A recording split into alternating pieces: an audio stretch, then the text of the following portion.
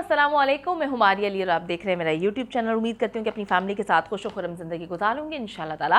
असमत अदालत के बाहर जबकि दरिंदा जाहिर जाफर अदालत के अंदर असरअंदाज होने लगे हैं। नूर मुकद्दम गिड़गिड़ाती रही और दरिंदे की मिन्नतें करती रही, लेकिन दरिंदे को जरा भी तरस या रहम ना आया और आज वही दरिंदा अदालत में गिड़गिड़ाता हुआ नजर आ रहा है। वो कहते हैं ना कि तारीख अपने आप को दोबारा दोहराती है, तो जो नूर मुकद्दम उसके आगे गिड़गिड़ा रही थी, आज वही दरिंदा जो है बेबस नजर आ रहा है और अदालत में तमाशे करता हुआ गिड़गिड़ाता हुआ नजर आता है। जब मिन्नतें काम ना आई तो धमकियों पर उतर आया। वीडियो बड़ी इंपॉर्टेंट, आखिर तक जरूर देखिएगा। अगर आपको लगता है कि आपको मेरा यूट्यूब चैनल सब्सक्राइब करना चाहिए तो वो भी जरूर करें, ताकि जितनी वीडियोस आप लोगों के अवेयरनेस के लिए बनाती हूँ आपको बर वक्त मिलती रहे। दरिंदा जाहिर जाफर जो है डे वन से ड्रामे करने में लगा हुआ है। मैं हमेशा ये बात बोलती हूँ कि वो एक बहुत बड़ा, एक कितना दिमाग से तेज शख्स है, प्लानर है। बहुत अच्छे तरीके से उसको पता है कि एग्जीक्यूशन किस तरह से करना है, उसको पता है कि दिमाग कहाँ पे चलाना है। सब लोगों के दिमाग जो है सो जाते हैं जेलों में जाके, लेकिन इस शातिर मक्कार नीच इंसान का दिमाग जो है वो मुकम्मल तौर पर जाग रहा है और उसका दिमाग इसको नित्य नए कारनामे करने पे उकसाता रहता है। कुछ लोग ये भी बातें करते हैं, कुछ लोग ये बातें करेंगे भी कि जाहिर जाफर जो है वो जेल में रहने का असर है जी। कोई असर नहीं है, इस पर कोई चीज़ असरअंदाज नहीं कर सकती। ये जो सोचता है ये उसको एग्जीक्यूट करता है। दरिंदा जाहिर जाफर जो है ड्रामा इस वक्त उसका पीक पर नजर आ रहा है, पीक पर पहुंच चुका है। नूर मुकद्दम के वालिद शौकत मुकद्दम से जब उसने अदालत में माफिया मांगी तब से उसका ड्रामा शुरू हुआ और अब बात यहां तक आ चुकी है कि अदालत में ये पुलिस वालों से लड़ाई कर रहा है, अदालत को धमकियां देना शुरू हो गया है, स्टेट को गालियां देना शुरू हो चुका है, अदालत को अजीबोगरीब तरीके से जो है वो धमकियां दे रहा है। तो ये सारी चीजें तो ये इनका बेटा जो दरिंदे के वालिदैन हैं अंदर कर रहे हैं, सब कुछ ये सब कुछ अंदर कर रहा है, जेल में कर रहा है, अदालत में कर रहा है। अब अदालत के बाहर, जेल के बाहर दरिंदे की जो माँ है वो ड्रामेबाजियां करने में लगी हुई है।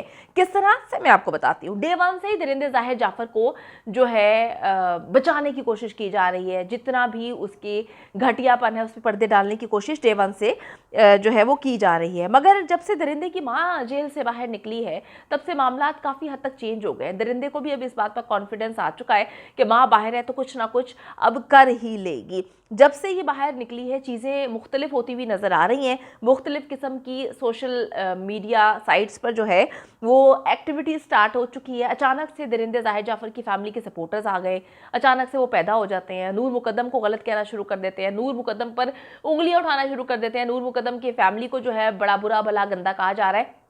अब ये जो एक्टिविटीज़ अचानक से हुई हैं ये दरिंदे जाहिर जाफर की माँ के बाहर आने के बाद ही हुई हैं। इसने क्या किया, एक कैंपेन चलाना शुरू कर दी है और पैसा फेंकना शुरू कर दिया है। ये चाहती है कि सोशल मीडिया पर बुरी तरह से जो है जाहिर जाफर की जो अगेंस्ट नूर मुकद्दम और उसकी फैमिली है उसको शिकस्त दी जाए और जाहिर जाफर को मजलूम बना के पेश किया जाए। अगर ये लोग जाहिर जाफर को मजलूम नहीं बना पा रहे तो मुकद्दम जो है मुकद्दम्स को गंदा करके जाफर अपने आप को साफ करने के लिए इस वक्त एड़ी चोटी का जोर लगाने में मसरूफ है, जिससे ये साफ जाहिर होता है कि अगर इस तरह के कातिलों को जो है अब बेल देंगे तो डेफिनेटली ये लोग सबूतों के साथ छेड़खानी करेंगे, असरअंदाज होने की कोशिश करेंगे और इस तरह की एक्टिविटीज़ करते हुए नजर आएंगे जो कि इस वक्त असमत ने करना शुरू कर दी है। अदालत में केस लड़ा जा रहा है और ये कोशिश की जा रही है कि दरिंदे को हर हाल में जो है सख्त से सख्त सज़ा मिले, एज सून एज पॉसिबल इसको फांसी मिले। लेकिन ये पहले दिन से ही ड्रामेबाजियां करता हुआ महसूस हो रहा है, नज़र आ रहा है किस तरह से गेम्स खेल रहा है और कभी तमाशे करता है अदालत के अंदर जज के सामने, कभी पुलिस के साथ जो है ड्रामेबाजियां कर रहा है। मैं एक बात कहती हूँ कि दो चपेड़े इसको सही वक्त पर लगाई गई होती हैं इसके वालिदैन की जानिब से तो आज ये दरिंदा ना बनता, और इस दरिंदे को दो चपेड़े लगाई जाएँ पुलिस की जानिब से तो ये इतनी इसकी मजाल ना हो कि अदालत में खड़े होकर अदालत को धमकियां मार रहा है और पुलिस को जो है बुरा भला कह रहा है। बात यह है कि उसको पता नहीं अजीब किस्म का प्रोटोकॉल दिया जा रहा है, उसको डर ही नहीं है किसी चीज का। इतने दिन से वो जेल के अंदर है, उसको दो चपेड़े मारनी चाहिए, लेकिन मुझे नहीं पता कि पुलिस जो है कितना खा चुकी है, चपेड़े मारने से डर रही है। पहले दिन से जी अगर हम बात करें जाफर्स की तो उनके वकील जो है वो रोना पिटना डाल के बैठे हुए हैं कि जी हमारे पास सीसीटीवी फुटेज नहीं है, हम किसी सूरत जो है सही तरीके से किस केस को लड़ नहीं पा रहे, समझ नहीं आ रही। अब इनको जो है 18 से 20 तारीख तक की तफसीलात जो है ट्रांसक्रिप्ट की सूरत में दे दी गई है, डिफेंस को ये चीज़ें दे दी गई हैं।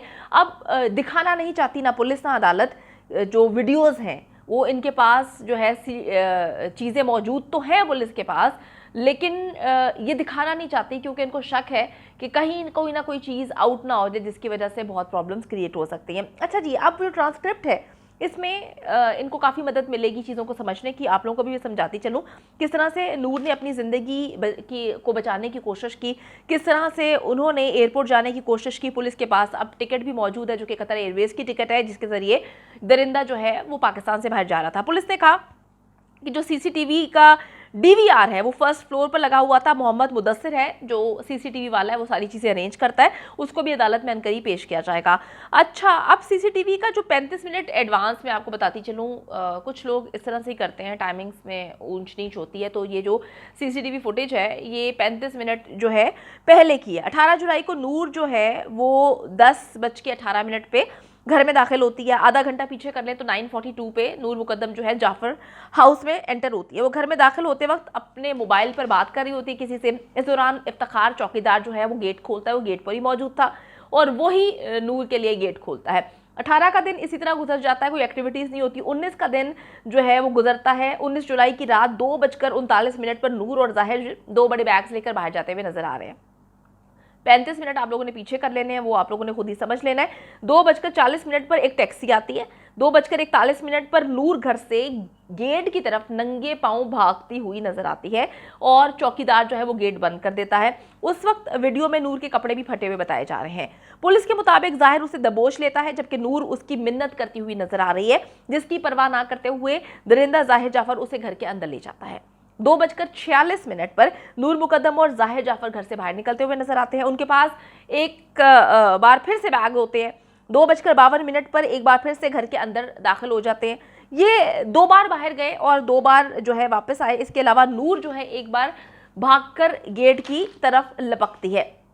इफ्तिखार जो है वो भी बाहर था और काले रंग का कुत्ता जो मैंने आपको बताया था पहले कि वो दरिंदे जाहिर जाफर का है, वो वहीं पर नजर आता है। 20 जुलाई को 7:12 पर नूर एक बार फिर अपनी जान बचाने की कोशिश करती है। वो ऊपर वाले फ्लोर से जहां पर जाहिर का कमरा है वहां से छलांग लगाती है। गैलरी के साथ लगे गहरे जंगले पर गिरती हुई नजर आई है। ये सीसीटीवी फुटेज के बारे में आपको बता रही हूँ जो पुलिस ने देखा। पुलिस के मुताबिक हाथ में मोबाइल होता है उसके और लड़खड़ाती हुई गेट के पास भागती हुई नजर आई है। इफ्तिखार और माली जान मोहम्मद जो है वो दोनों सब वहीं पर होते हैं। दरिंदा जाहिर जाफर फर्स्ट फ्लोर से वो भी छलांग मारता है और वो नूर को पकड़ने के लिए जो है लपकता है। इस दौरान ना गार्ड और ना ही माली दरवाजा खोलते, नूर मुकद्दम को बाहर नहीं जाने देते। फिर क्या करता है कि जो दरिंदा जाहिर जाफर है गार्ड कैबिन में बंद कर देता है नूर मुकद्दम को। नूर को वहां से फिर खोलता है, गेट खोलता है, जो भी उसका दरवाजा था उसको उसका मोबाइल जो हाथ में था वो छीन लेता है। फिर जबरदस्ती इसको लेकर अंदर जाता है। रात 8:06 पर थेरेपी वर्क्स की टीम को आते हुए देखा गया है और तकरीबन ये लोग जो हैं 6 लोग साथ आते हैं। ये लोग 8:42 पर अंदर जाने की डिफरेंट तरीके से कोशिश कर रहे होते हैं। 8:55 पर अमजद जो है वो जख्मी हालत में गेट के करीब आता हुआ नजर आता है। ये सब कुछ मैं फिर आपको बताती चलूँ। 33 मिनट जो है आपने पीछे करना है। ये सीसीटीवी फुटेज जो है एडवांस है 33 मिनट। अब ये तमाम चीज़ें डीवीडी की सूरत में मौजूद हैं और कहा जा रहा है कि ये सारी चीज़ें जो हैं वो अदालत में चलाई जाएंगी। उस वक्त सारी चीज़ें देखी जाएंगी, अदालत से कोई चीज़ नहीं छुपेगी, हर चीज़ अदालत खुद देखेगी नूर के साथ क्या किया गया, किस तरह से किया गया। अभी इन लोगों को कुछ डिफेंस को चीज़ें जो है ट्रांसक्रिप्ट की सूरत में ये दी हैं। अब देखते ये हैं कि किस तरह से डिफेंस जो रोना पिटना डाल रहे इतने दिन से कि हम जो है हमें केस को स्टडी नहीं करने के लिए चीज़ें मिल रही, हम लड़ नहीं पा रहे, तो इन सारे सबूतों के बाद वो क्या लड़ पाएंगे। मुझे तो एक बात समझ नहीं आती कि जब आप जानते हैं कि एक शख्स दरिंदा है, उसने दरिंदगी दिखाई है, उसने नूर को कत्ल किया है, उसने उस पर बहुत तशद्दुद किया है, इतना तशद्दुद तो कोई अपने दुश्मन के साथ सोचता भी नहीं है। तो ये तो वो लड़की थी जिसके साथ ये 3 साल से रिलेशनशिप में था।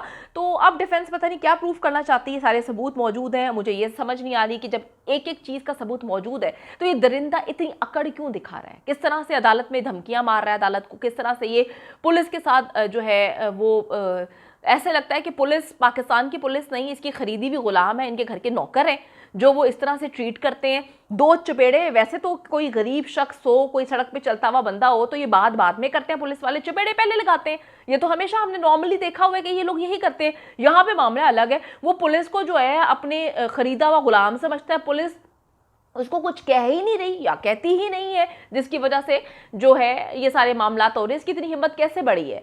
वो इतनी हिम्मत अगर रख रहा है, वो शातिर शख्स जो ड्रामे रोज कर रहा है, ड्रामे के पीछे मास्टरमाइंड आपको पता है कौन है?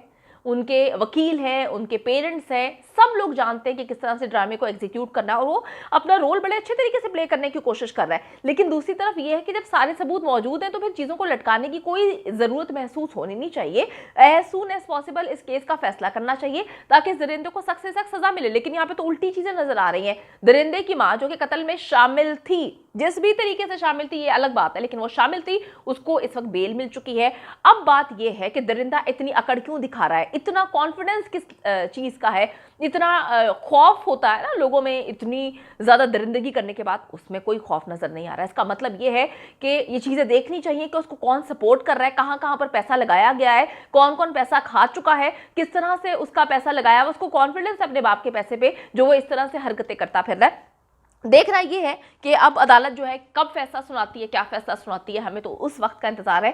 हम दुआ करते हैं कि हम सबको, पाकिस्तान के लोगों को सड़कों पे ना निकलना पड़े इंसाफ के लिए। अदालतों से हमें बहुत उम्मीद है और अल्लाह करे कि अदालतें जो है हमारा मान रखें और दरिंदे को हर हाल में एज सून एज पॉसिबल ना सिर्फ फांसी की सजा मिले बल्कि इसको फांसी दे दी जाए। उम्मीद करती हूँ कि वीडियो पसंद आई है। कमेंट सेक्शन में जाके जल्दी से अपनी राय का इजहार करें, वीडियो को ज्यादा से ज्यादा शेयर करें, मेरे चैनल को सब्सक्राइब करें। और पाकिस्तान एक खूबसूरत मुल्क है, उस खूबसूरत मुल्क के हवाले से मैंने एक चैनल बनाया है, उसको पिन कर दिया है, लिव लाइक मारिया, जल्दी से जाके उसको भी सब्सक्राइब कर लें।